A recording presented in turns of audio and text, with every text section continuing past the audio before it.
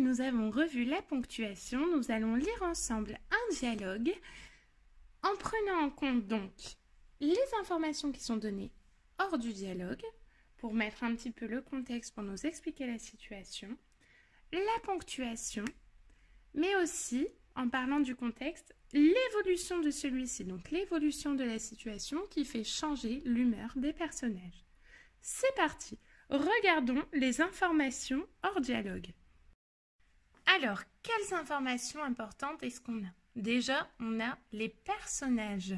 Donc, on va faire des voix peut-être avec des intonations, des hauteurs différentes, des intensités et des hauteurs différentes dans la voix selon les personnages. Par exemple, le fils va avoir une voix peut-être un peu plus aiguë comme la maman et le père une voix un petit peu plus grave et peut-être le grand-père une voix un peu plus abîmée. Si on sait le faire, si on ne sait pas le faire, c'est pas grave. Moi, je fais avec ce que j'ai, comme je sais faire, je fais mon maximum. Et vous, c'est pareil de votre côté. Ensuite, qu'est-ce qu'on a comme information importante? On va regarder un petit peu les adjectifs qui caractérisent ces personnages. Eh bien, on voit que le grand... Alors, pardon, je vais prendre une autre couleur. On voit que le grand-père, en fait, est un peu sourd. En fait, on nous donne les informations qui sont importantes à prendre en compte pour la lecture ensuite. Le grand-père un peu sourd. Ben, qu'est-ce qu'on peut imaginer comme situation?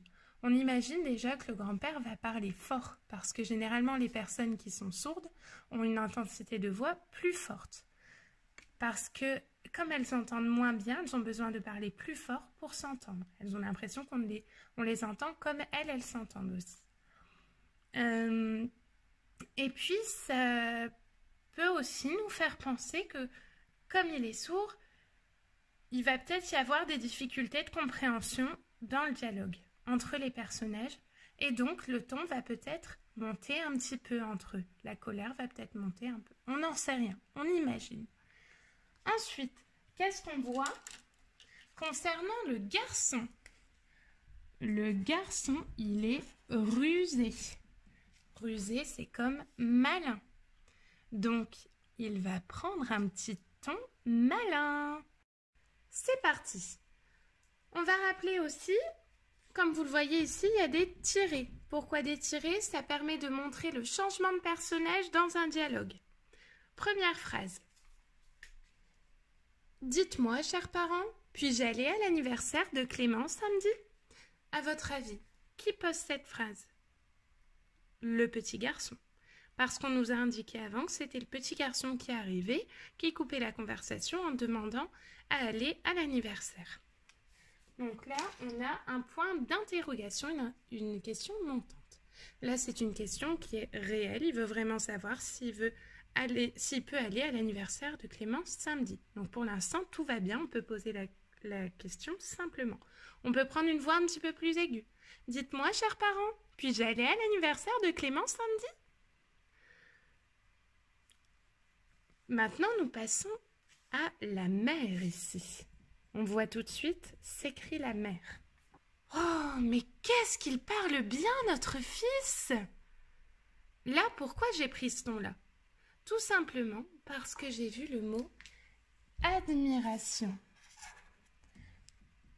Comme tout à l'heure, le « Waouh, tu peins tellement bien !» c'est de l'admiration. Donc là, la maman, oh, mais qu'est-ce qu'il parle bien, notre fils!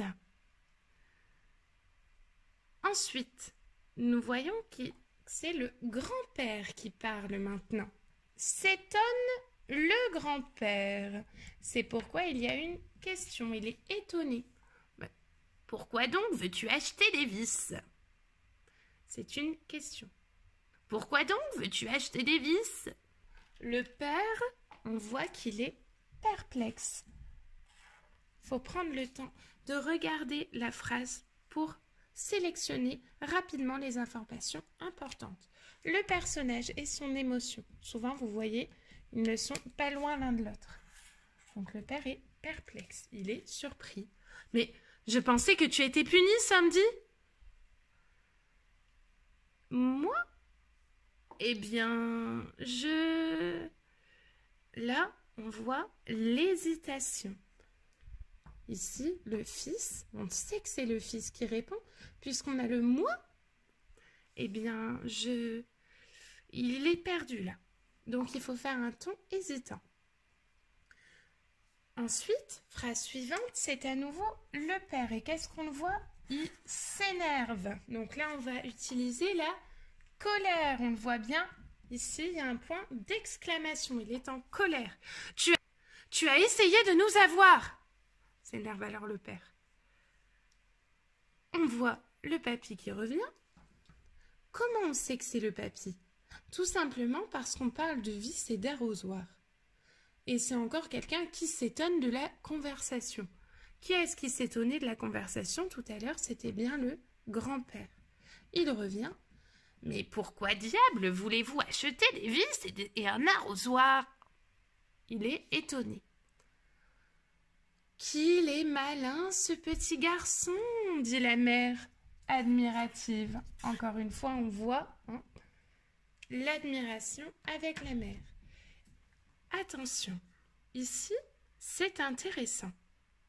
Qu'est-ce qu'on voit dans cette phrase? On a utilisé, pour l'admiration, on a utilisé des points de suspension. Alors que tout à l'heure, pour l'admiration, on avait utilisé un point d'exclamation. Comme on a vu plus haut, eh bien, on peut utiliser le point d'exclamation ou les points de suspension pour la même émotion. Par contre, l'intensité n'est pas la même. Tout à l'heure, c'était « Mais qu'est-ce qu'il parle bien, notre fils !» Et là, c'est « Qu'il est malin, ce petit garçon !» Et je continue le « parce que c'est des points de suspension. « Qu'il est malin, ce petit garçon !» Je laisse ma phrase, en fait, en suspens. Et là, on retrouve des points de suspension, juste en dessous. Est-ce qu'on va dire pourtant la phrase sur le même ton? Non. À nouveau, il faut faire attention à l'émotion du personnage. Donc, on a le père qui est agacé. Donc là, ça va être « Et c'est reparti !» Il est agacé, il est blasé, il en a marre. Et pourtant, c'est aussi des points de suspension. Pourquoi? Parce qu'on laisse la phrase en suspens. Et c'est reparti. Comme tout à l'heure. Mais on le dit sur un autre ton, parce que l'émotion n'est pas la même. Ensuite, on voit que c'est le fils qui va parler. Le fils qui est malin. On nous le rappelle ici. S'écrit le fils malin. Pourquoi on nous le rappelle? Pour nous dire de prendre un ton malin. En fait, le fils ici, il va faire un petit peu semblant, regardez. Oh non, ne vous disputez pas, sinon je suis triste, ça me perturbe et je fais des bêtises. Alors, est-ce que vous voyez où il veut en venir là, le fils? Il essaie de trouver une excuse à ses bêtises, comme si c'était ses parents qui étaient à l'origine de ses bêtises. Et là, on parle d'église d'un coup. Donc c'est quelqu'un qui est à côté de la plaque, qui ne suit pas la conversation. Qui c'est? On se doute que c'est le grand-père. Aller à l'église? Un samedi? Mais que racontez-vous? Alors, information importante ici, on voit un point d'interrogation et un point d'exclamation. Alors que tout à l'heure, le grand-père, il n'avait que des points d'interrogation. Qu'est-ce que ça nous informe? Ça nous informe que l'intensité de la voix monte un peu. Il commence vraiment à être agacé, le papy. Il en a marre parce que tout simplement, on ne lui répond pas depuis tout à l'heure et qu'il ne comprend rien. Vous avez déjà eu une conversation peut-être avec des personnes où vous ne comprenez pas et quand on vous demande d'expliquer, ils ne répondent pas. Ben, on commence à s'énerver, on commence à parler plus fort. Aller à l'église? Un samedi? Mais que racontez-vous? Et là, on a le père qui revient et qui est toujours en colère. Et ensuite, juste après, il parle gentiment. Ah non, ne retourne pas la situation, se met en colère papa. Et toi, dit-il à maman gentiment, ne te laisse pas avoir, c'est un coquin. Là, on a encore un point d'exclamation parce qu'il dit, il a une intonation qui est montante. C'est un coquin. Je ne dis pas c'est un coquin, je dis c'est un coquin, fais attention. C'est pour ça que je mets un point d'exclamation. Et enfin, dernière phrase, on se doute que c'est le papy qui dit « Mais est-ce que quelqu'un voudrait bien m'expliquer ce qu'il se passe ?» Le papy en a marre. Il veut comprendre.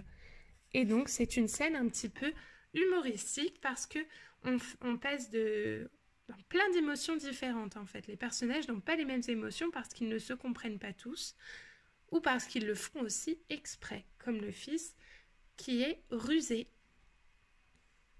Alors voilà, j'espère que cette vidéo vous aura un petit peu aiguillé, un petit peu aidé. Peut-être que ça vous a paru un petit peu complexe, parce qu'il y a eu des nouveaux mots aussi que vous ne connaissiez pas forcément. Mais ne vous inquiétez pas, comme j'ai dit tout à l'heure, la ponctuation, ça va de soi. C'est quelque chose que vous utilisez déjà au quotidien, à l'oral par exemple, et puis que vous savez déjà utiliser à l'écrit.